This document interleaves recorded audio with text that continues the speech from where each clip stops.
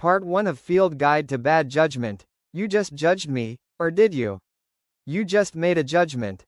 It didn't ask for your permission. It didn't wait for evidence. It didn't announce itself. It happened quietly, in the background, before this sentence finished unfolding in your mind. Something was classified. Something was sorted. Worth attention or not. Familiar or unfamiliar. Useful or irrelevant. You may not be able to point to the moment it happened, but that doesn't mean it didn't. Judgment is not an action humans take. It is a process humans run. Long before we learned to reason, we learned to react. Long before language, before numbers, before stories, the brain evolved to make fast distinctions. This was not about truth. It was about survival. Is that sound a threat? Is that shape moving toward me? Does this place feel safe? Speed mattered more than accuracy. And it still does. The modern brain is built on ancient machinery. The world has changed faster than the systems designed to interpret it. Today, instead of shadows and predators, we judge titles, faces, accents, pauses, clothing, confidence, silence.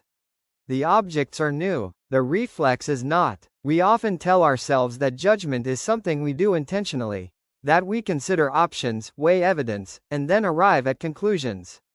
But most of the time, the order is reversed.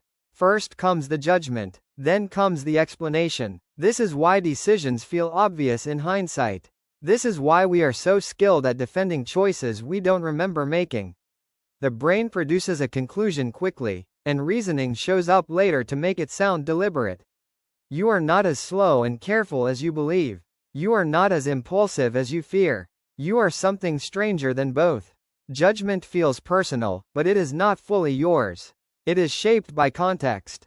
The same behavior can feel polite in one setting and offensive in another. The same silence can feel respectful or suspicious. Nothing about the behavior itself changed. Only the frame around it did. Context does most of the work. We notice the outcome and mistake it for logic. This is why disagreement is so difficult to resolve. If judgment were purely rational, evidence would settle arguments quickly. But judgment is social. It is influenced by norms, expectations, roles, and the quiet pressure of being observed by others. Your brain is not just asking, is this true? It is asking, is this acceptable? Does this belong? What will happen if I disagree? These questions are rarely spoken, but they shape what feels reasonable. They shape what feels obvious. Judgment does not live entirely inside your head. It lives between people. It emerges from shared rules, unspoken assumptions, and patterns learned long before you were aware you were learning them. This is why judgment often feels immediate and unquestionable. By the time you notice it, it already feels like common sense. But common sense is not neutral. It is accumulated habit. None of this means judgment is bad. It means judgment is fast. It means it is efficient. It means it trades accuracy for speed without asking whether the trade is worth it. You cannot turn judgment off.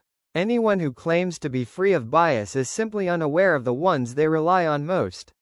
The goal is not to eliminate judgment. That is impossible. The goal is to catch it in the moment it pretends to be truth. Because the most dangerous judgments are not the loud ones. They are the quiet ones that feel self-evident. The ones that arrive without friction. The ones you never think to question because they feel like reality itself. This chapter is not an accusation. It is an observation. If you noticed yourself reacting while listening, that's the point. If you felt certain, confused, skeptical, or resistant, that's also the point. Judgment is happening even now, shaping what you accept and what you dismiss. And that does not make you irrational. It makes you human. The moment judgment feels invisible is the moment it has the most power. And the moment you notice it, just briefly, just enough, it loosens its grip.